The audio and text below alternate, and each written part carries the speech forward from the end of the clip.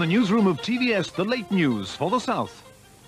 Good evening. 2 more cases of meningitis have been revealed tonight by doctors in the South. The latest victims are both children. One, a 10-month-old baby boy, has been admitted to St Mary's Hospital at Portsmouth. Doctors say he has a serious form of the disease, which has killed 2 Portsmouth people in the past 6 weeks. The other case is on the Isle of Wight. There, a 15-year-old boy is being treated at St Mary's in Newport. He's said to be making good progress. Coast Guard searching for the missing trawler Southern Enterprise have found a torch from the boat floating in the sea off Sussex.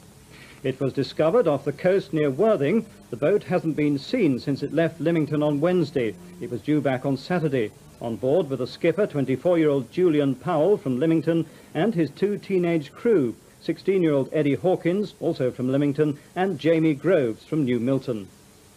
The Beecham Frozen Food Company have gone on trial at Portsmouth in connection with the death of a young employee. 18-year-old Darren Stacey was killed by a goods lift in the Beecham store at Porchester in November 1986. The company and their store manager, Barry O'Leary, have both denied breaking health and safety regulations. John Duke, Hampshire's Chief Constable, is to retire later this year. 61-year-old Mr Duke has been Chief Constable for 11 years and in the police force for more than 40. A public meeting called for tomorrow in the Isle of Wight to discuss a controversial marina plan has been called off. It was intended to build a marina and 80 homes at Bembridge Harbour, but the developers have suddenly decided to pull out. Residents of a tiny village in Wiltshire don't believe in taking chances. They're so worried that disaster will strike that they've introduced their own form of early warning, a retired major armed with a loud hailer. Mike Rowbottom reports. I am testing this machine to see whether it is effective or not.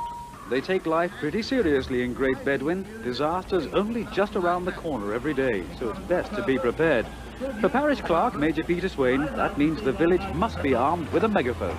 Because the day might come when we actually want it, and if we've got it, we can use it. Now, football, and Aldershot won their Freight Rover Trophy first round tie against Bristol City tonight, 1-0 after extra time. Glenn Burville scored the only goal, his 8th of the season, 5 minutes from the end. And now the weather. Tonight will be mainly dry, but tomorrow morning there'll be outbreaks of rain spreading eastwards, followed by a mixture of sunshine and showers. The winds will be light southerlies tonight, freshening from the southwest tomorrow. And finally, Henry the Heron, badly injured in the October hurricane, has been looking round his new home. He's been taken in by a convent at Ditchling near Brighton. Well, that's all the TVS news tonight, but join us if you can at 9:25 tomorrow.